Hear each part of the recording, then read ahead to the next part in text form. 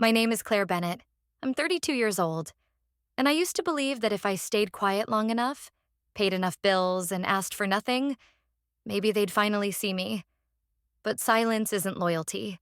It's camouflage.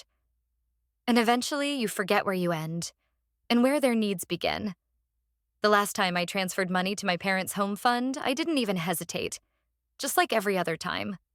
Furnace, car repair, that leaking roof no one mentioned until it nearly caved in. I wired the money, closed the app, and got back to work, building a company worth 8 figures. A company no one in my family even knew I co-founded. They didn't ask, and I stopped offering. Then came the Facebook post. Can't wait to see all my favorite people at my 60th birthday. Blue hearts, balloons, barbecue, no text, no call, no invite. I stared at the screen like it might blink and fix itself. Like maybe I'd missed something, but I hadn't. And just like that, the silence I had once weaponized to survive turned into something else. Not sadness, not even anger. Just resolve. Before I tell you what happened at that party, the speech, the humiliation, the moment the truth walked out in heels, let me ask you, have you ever paid the price to belong, only to realize you were never on the guest list? Leave a comment if you've ever been invisible in the room you helped build. And subscribe if you believe silence isn't peace. It's a pause before the reckoning. Because this story, it doesn't end with applause. It ends with a woman standing in the backyard of her childhood and finally choosing herself. The room had fallen silent after the presentation ended. Claire adjusted her blazer, stilling her breath while the investors absorbed the pitch. One by one, nods began to ripple around the boardroom table at Vintara Tech.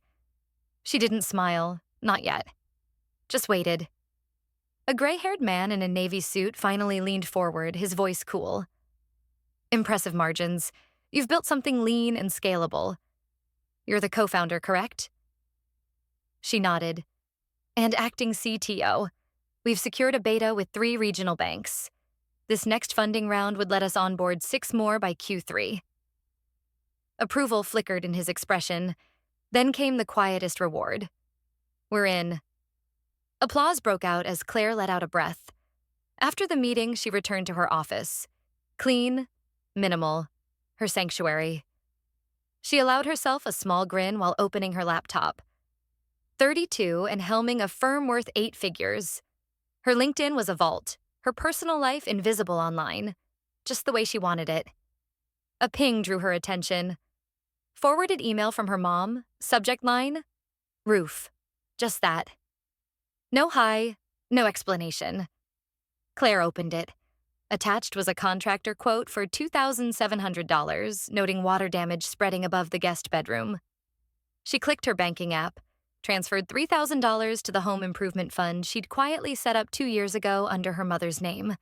It now held a balance of $312.78. No one would thank her. No one ever had. Claire leaned back in her chair and stared at the ceiling. She remembered setting up that fund after her parents' furnace broke during a brutal January freeze. She'd asked her mom why she hadn't said anything. Her mom had replied breezily, "Oh, Ethan helped." Well, he said he'd look into it. I think he meant to. He never did. Claire had paid that bill too. To them, Claire was competent but unremarkable, too serious, too plain, too work-obsessed. She used to visit every holiday, eager to belong. But they never asked about her company, never brought up her awards or her work in Forbes. Just surface-level inquiries.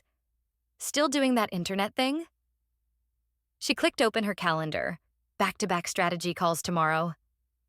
Then something caught her eye. Her mom's Facebook post, tagged by one of her church friends. Can't wait for the Big 6-0 celebration this Saturday. BBQ, balloons, and our wonderful guests. So excited to see all my favorite people. Claire blinked. No text, no call, no email, no invite. She scrolled the comment section. Will Claire be there? Someone asked. Her mother had replied, "Oh, she's always working, you know Claire. We'll celebrate another time." Claire's fingers tightened around the mouse. Her jaw locked. She didn't care for parties. She didn't even like barbecue. But she liked being remembered. She stood, walked across the room to the small safe tucked behind a framed print. Twisting the code, she opened it and pulled out a tiny white box. Inside, the sapphire pendant shimmered in the afternoon light. Her mom's birthstone, her favorite color. Claire had bought it 2 weeks ago, just in case. She thought about wrapping it, thought about dropping it off anonymously, then thought about deleting the transfer receipts from her records, but she didn't move. That night, rain tapped against the windows of her Chicago apartment. She sat curled on the couch, robe wrapped tight, the necklace box resting unopened on the coffee table. The lamp cast long shadows. She stared at her muted phone. No missed calls, no new texts. "Screw it," she whispered. "I'm going." The words felt heavier than expected. Not desperate, not hopeful, just final. She didn't know if she'd show up with the necklace or with something else. But she wasn't staying invisible anymore. The smell of BBQ and the sound of country music filled the backyard. And yet, I'd never felt more like a stranger in my own family. Claire stepped onto the Bennett lawn just after 1 p.m., tote bag in hand, the sapphire necklace tucked deep inside, still in its pristine white box. The July sun beat down on the decorations strung between the patio beams. Glittery 60 balloons, pale blue streamers, folding chairs forming semicircles around mismatched plastic tables. Her mother always loved a good theme. Claire spotted the buffet table sagging under trays of ribs, cornbread, and potato salad. No one looked her way. Her parents were still inside. She set down her bag and began rearranging cups, aligning napkins, stacking paper plates in clean towers. A neighbor brushed past her with a cooler and didn't make eye contact. "Hey," Claire offered. "Bathroom's through the side door," the woman said, not even glancing up. Claire gave a brittle smile. She wasn't even worth a second look. She stepped inside the house briefly, searching for her mom, only to hear her laughing with someone in the front room. "Oh, Ethan's flying in from Atlanta today." "Jessica, too. She's just a doll. So poised. We're lucky she chose him, you know?" Claire stepped back outside before her mother saw her. Or rather, before her mother pretended not to see her. By 2 o'clock, the yard was alive with guests. Folding chairs creaked, beer bottles clinked, kids screamed near the inflatable bounce house. Claire stood beside the lemonade station, largely invisible. Her polite nods returned with distracted smiles or blank stares. "Who's that again?" someone whispered behind her. "Distant cousin, maybe?" another voice offered. She turned her head slightly. No one met her eyes. Then the front door flew open and the noise crescendoed. Ethan Bennett had arrived. Taller than she remembered, hair a little thinner but still camera-ready in his collared shirt and loafers. Jessica trailed behind, elegant and slightly dazed by the attention. Susan darted forward, squealing, wrapping Ethan in a hug like he'd descended from heaven. "Oh, my baby. Look at you two. You look like a magazine couple." Claire stayed by the lemonade, hands tightening around her plastic cup. Richard emerged from the house, beer in hand, booming voice silencing half the yard. "Everyone, gather up. Let's welcome the man of the hour, Ethan Bennett." Applause erupted. Claire stayed frozen. No one noticed she hadn't clapped. "Now, before we dive into cake and ribs, I want to say a few words," Richard said, turning to face the crowd, his arm slung proudly over Ethan's shoulder. "This one," he said, shaking Ethan lightly. "He's what you call a real son. Works at Chase, just got promoted. Lives in a gorgeous place in Buckhead. And this lovely lady, Jessica, we're hoping she'll officially join the family soon, huh?" Laughter. Whistles. Jessica flushed and waved lightly. Claire shifted on her feet. "And then," Richard said, voice dropping slightly, "there's Claire." Silence stretched. "She does something with computers," he continued, already grinning at his own joke. "Honestly, I don't even know what she really does. I tried asking once, but she gave me a whole speech about apps and fintech or whatever it is. Couldn't make heads or tails of it.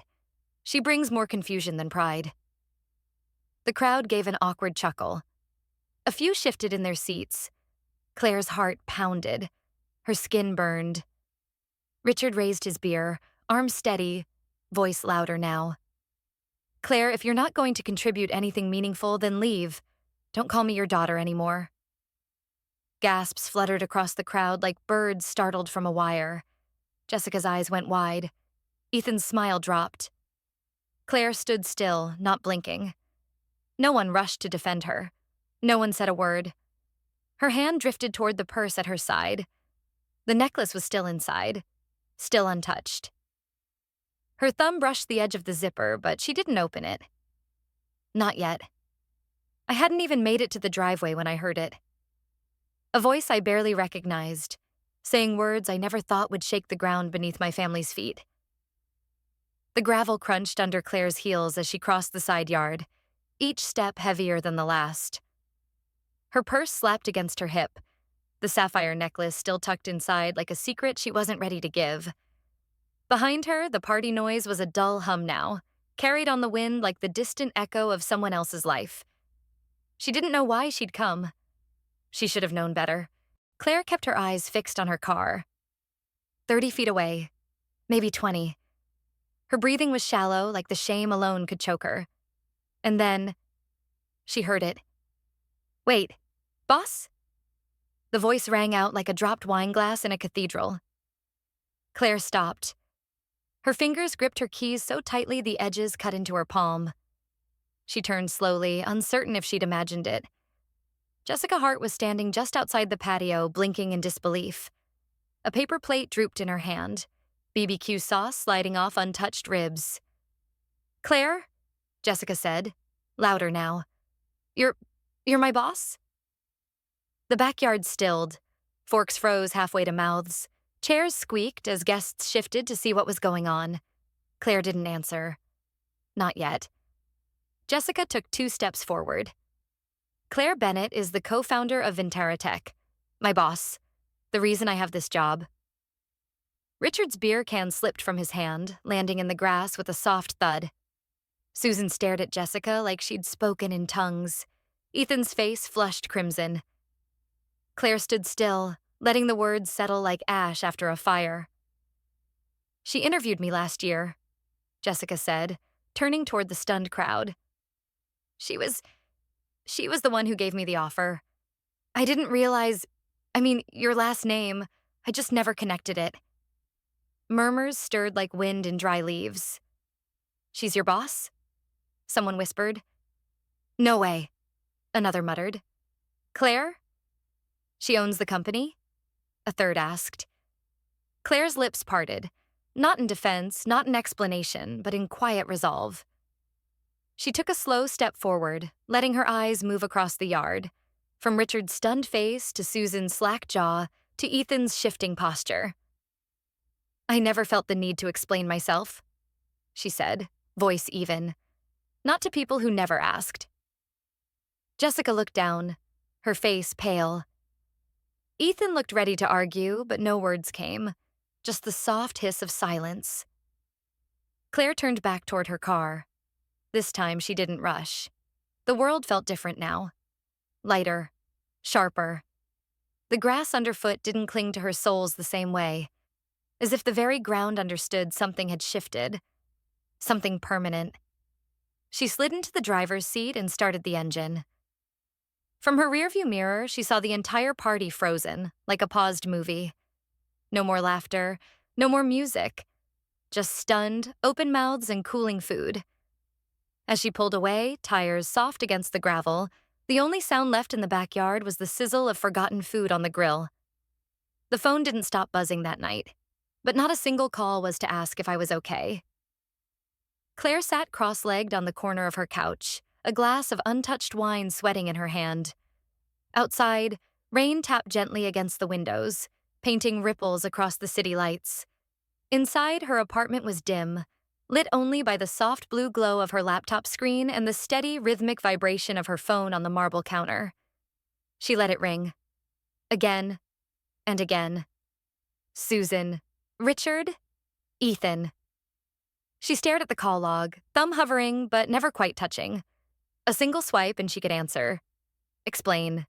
Diminish. She didn't. Instead, she opened her banking app. Her fingers moved with slow precision, not rushed, not bitter, just final. She scrolled through the list of automated payments. Water, gas, property insurance, the $600 monthly incidentals transfer that had started 2 years ago and crept upward like a vine. Stop, she whispered, clicking the cancel button one by one. Each confirmation felt like a stitch pulling tight in a seam she'd been pretending wasn't fraying.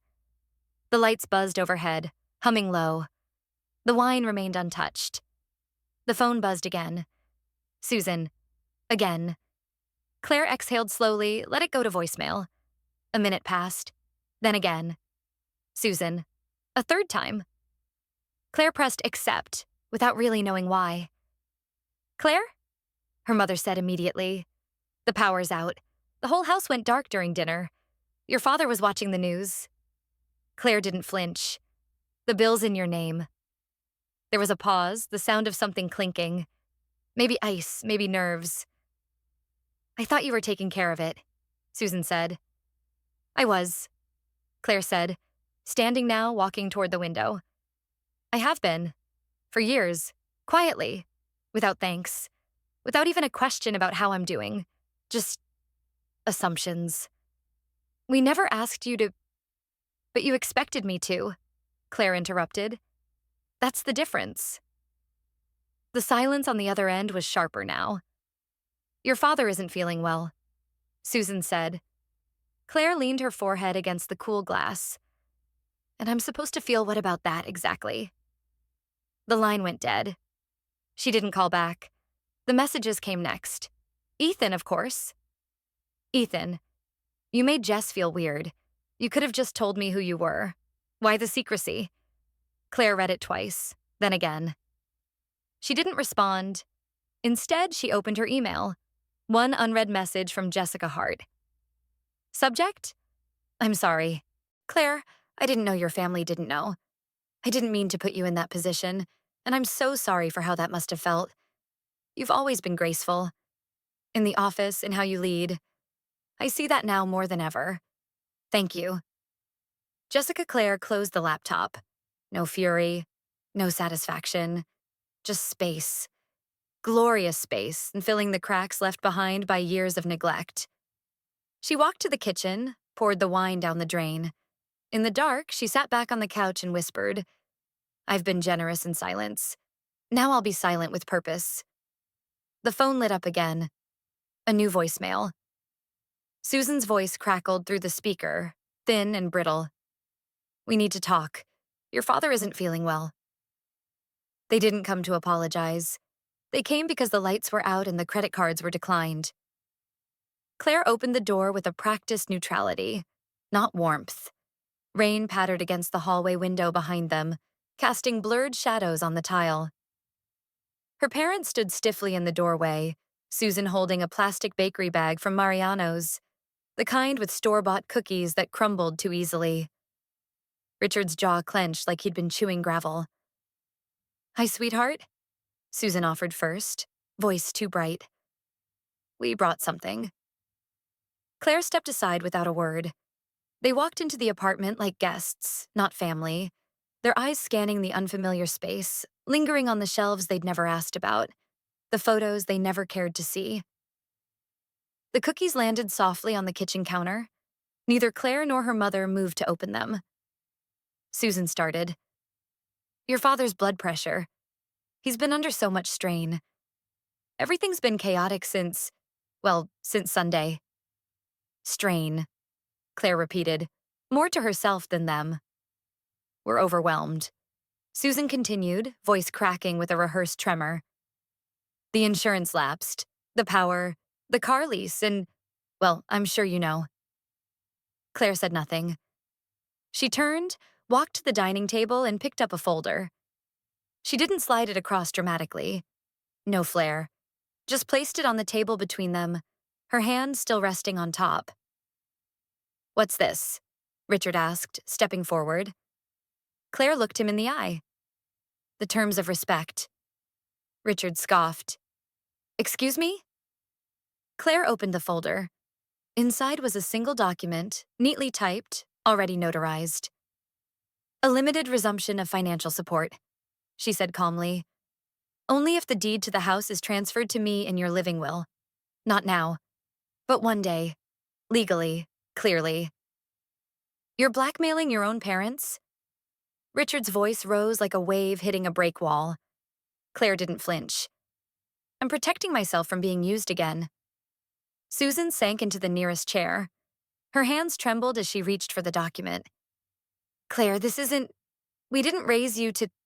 No, Claire interrupted. You didn't raise me. The room fell quiet, save for the rain ticking like a metronome. I paid every bill without being asked. I helped from a distance because I thought it was love. But it wasn't mutual. It was expected. And then you stood in front of 50 people and told me I wasn't your daughter. Her voice remained level, no cracks. This is me learning to believe you. Richard's face darkened, fury contorting the lines that once passed for dignity. You ungrateful little... Don't, Claire said, flat and cold. Susan's hands fumbled for the pen. She signed. Her breath hitched, but she didn't cry. Richard stared at her signature as if it were a betrayal worse than death. I'm done here. He turned sharply and walked toward the door, his footsteps heavy against the hardwood. Susan stood, folding the document and placing it back in the folder like a fragile thing she didn't want to touch anymore. At the threshold, Susan turned. Her eyes were wet but not pleading. This isn't how family works, she said softly. Claire met her gaze, steady and sure. Exactly, she said. That's why I had to write it down. The door clicked shut behind them. It took me 32 years to realize you can't make people love you by staying quiet. You only teach them to ignore your voice. Claire dipped her brush into a streak of dark gray, swirling it through a touch of burnt umber before guiding it across the canvas. The grill smoke came first, a soft haze rising over an invisible crowd. Then the glint of party streamers, the corner of a folding table, the blur of a man's hand lifting a red Solo cup mid-toast. She added herself last, just the silhouette of a woman near the edge walking away. No face, just movement. The instructor passed by and nodded approvingly, but Claire didn't look up. She wasn't painting for praise. She was painting to remember, not the wound, but the decision to walk away from it. After class, she met Jessica for coffee in a quiet cafe off West Belmont. The windows were fogged from the heat of steamed milk and rain-damp coats. Jessica held her cup between both hands, eyes flicking toward the street every so often. I broke up with Ethan, she said finally, voice low, a few days after the party. Claire didn't react. She waited. Jessica smiled faintly. You were right. Some people only love their ideas of you, not the real you. And once I saw what he did to you, what they all did, I couldn't unsee it. Claire sipped her cappuccino. That's not why I came here today. I know, Jessica said, but I needed to say it. For me. They didn't talk about work or family. They talked about a new exhibit opening at the Art Institute, a bakery that Jessica liked on Armitage, the quiet kind of conversation that feels like an exhale. That night, back in her apartment, Claire stood at her desk. The painting leaned against the wall beside it, the edges still drying. She took the sapphire necklace from the drawer, the same one she'd wrapped in silver paper, the one her mother never knew existed. She placed it gently on the base of the frame, like an offering. Not to her mother, but to the moment she reclaimed her voice. Her laptop chimed. Subject: teaching opportunity. Claire, we'd still love to have you lead the fall seminar on fintech strategy. Just one evening a week. Students loved your guest lecture. Let us know. Dean Hall, Northwestern. She smiled, not wide but deep. Then she typed 2 words. Yes, absolutely. Later, as the city lights blinked on, Claire walked down to the lakefront. The air was crisp, the sky finally clear after days of rain. Waves lapped gently at the rocks. No music, no applause, just space. She didn't need redemption or revenge, just this. Back home, she stood in front of the painting. Her fingers brushed the edge of the frame, then rested over the image of herself. Walking away. "That day didn't break me," she whispered. "It freed me." Her phone buzzed on the nightstand. Mom calling. She didn't move. It rang once, twice, 5 times. Then silence. Claire turned off the light, walked to her window, and watched the night hold steady. Quiet, whole, and finally hers. I used to think that silence was my currency. That if I just kept my head down, paid the bills, stayed helpful, I'd earn their respect. But silence, I've learned, doesn't buy love. It rents obedience. And eventually, the price becomes your sense of self. That night, sitting in my apartment as the rain painted streaks across the glass, I stared at the unopened sapphire box on my desk. It was never about the necklace. It was about everything I thought it could mend. Every unspoken need, every withheld kindness, every time I had hoped they'd finally see me as enough. They didn't. And yet, for the first time, that realization didn't hollow me out. It steadied me. When my mother called that night, voice lined with worry, not for me, but for the flickering power in her kitchen, I finally understood the difference between being needed and being valued. One extracts, the other honors. I had spent most of my life giving in silence, hoping it would eventually make me visible. But the truth was, silence had only made me convenient. So I changed. I drew up the documents. I made the terms clear.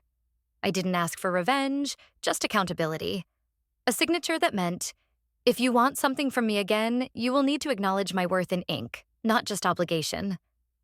When my father called it blackmail, I didn't flinch. For years, they'd used guilt like a contract. All I did was put the terms on paper. They left my apartment that evening not with reconciliation, but with consequences. And I didn't chase after either. Days later, I stood in a downtown painting class, brush trembling in my hand, memory fresh in my mind. I painted that backyard. The streamers, the lawn chairs, the moment my name fell from my father's lips like it was something sour. And then I painted myself walking away from it. Jessica met me for coffee. Her eyes were soft but certain. "I broke up with Ethan," she told me. "You were right. Some people only love their idea of you, not who you really are." A week later, I accepted the part-time teaching offer from Northwestern. I printed the welcome email and pinned it to my corkboard, just beneath the painting. The sapphire box rested beside it, unopened still, but now its meaning had changed. It wasn't a gift for someone who never saw me. It was a reminder to never again make myself small in the name of love. That day didn't break me. It freed me. And for those watching from the outside, the neighbors, the distant relatives, the ones who turned their heads or whispered in corners, they'll remember the silence that followed. Not mine, but theirs. When the girl they used to forget became the woman they couldn't ignore. Because when you stop speaking just to be heard and start acting to be respected, the rules change. She never raised her voice, never begged, never explained. But her absence? It roared louder than any confrontation. Like the final chord of a long-forgotten melody, justice may arrive late, but it resonates powerfully once it's heard. Some families cling to tradition, others to control. But the ones who survive? They're the ones who learn to listen, really listen, before it's too late. And sometimes the only way to be seen is to walk away from those who refuse to look. Because no wall of lies can stand forever against the tide of truth. Maybe you've been there too. Maybe your name wasn't on the guest list. Or maybe it was. But you were still invisible. Maybe you paid. You showed up. You softened your voice. You made yourself smaller, easier to digest. You took care of things so no one else had to. And when they looked right past you, you told yourself, it's okay. At least I'm useful. But being useful isn't the same as being loved. Being dependable isn't the same as being seen. And silence, no matter how noble it feels, does not protect you from being erased. Claire's story is not about revenge. It's about clarity. It's about putting down the weight of expectation and picking up something far more powerful: self-respect. If you've ever stood on the edge of a family gathering, a workplace, a relationship, feeling like a shadow in a place you helped light, I hope this story reminded you. You are not alone. You are not too much. And your worth is not up for debate just because someone else refuses to acknowledge it. You don't have to raise your voice to reclaim your place. You don't have to burn bridges to stop walking on them barefoot. You just have to stop waiting for their permission and start giving yourself your own. So now I turn it over to you. Have you ever been made to feel like a stranger in your own story? Have you ever helped in silence, only to be forgotten when the thanks were handed out? Tell me in the comments. Tell us, because I promise someone else reading needs to know they're not the only one. And if this story made you feel seen, if it helped you take a breath you didn't realize you were holding, if it reminded you of a truth you'd buried under politeness, leave a comment. Hit like. Subscribe, not just for more stories like this, but because maybe, just maybe, you're ready to stop disappearing into the background. Thank you for spending your time here. Thank you for listening, and most of all, thank you for seeing her. Because when you witness someone reclaiming their voice, you help make the world safer for someone else to do the same. And that's a kind of legacy worth leaving behind.